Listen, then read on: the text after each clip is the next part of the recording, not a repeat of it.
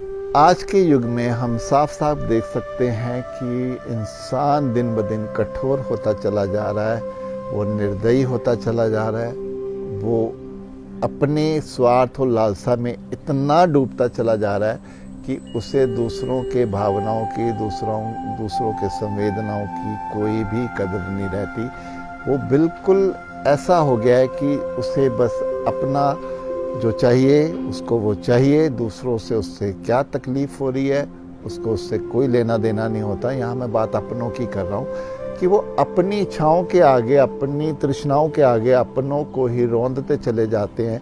यहाँ तक कि घर के बड़े बुजुर्ग होते हैं, वो कुछ उनसे ज़रा सी भी गलती हो जाए तो उनको ही खाने को पड़ जाते हैं, और बच्चों से ज़रा सी कुछ गलती हो जाए तो उनको डांटने की तरफ चल पड़ते हैं। ये वही लोग हैं जो सिर्फ अपने अहंकार के साथ जीते हैं। उन्हें किसी की भी भावनाओं की, किसी भी की भी संवेदनाओं की कोई भी उसकी कदर नहीं होती।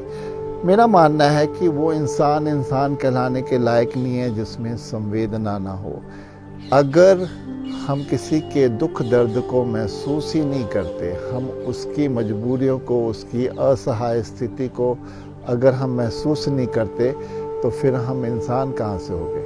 हम तो फिर वो जानवरों जैसे ही हुए जिनके संवेदनाओं से ज़्यादा लेना देना नहीं होता।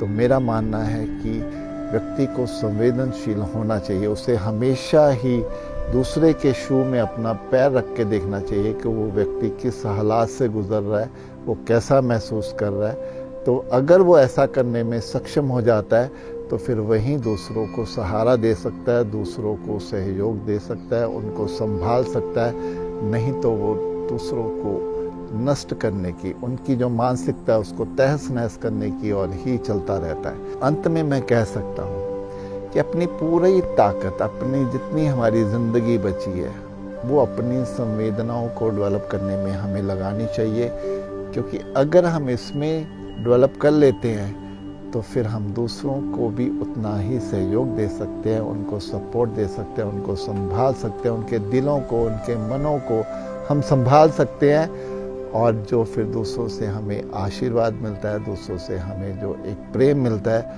वही हमारे जीवन में, वही इस जीवन में हमारी संपत्ति बन जाती है।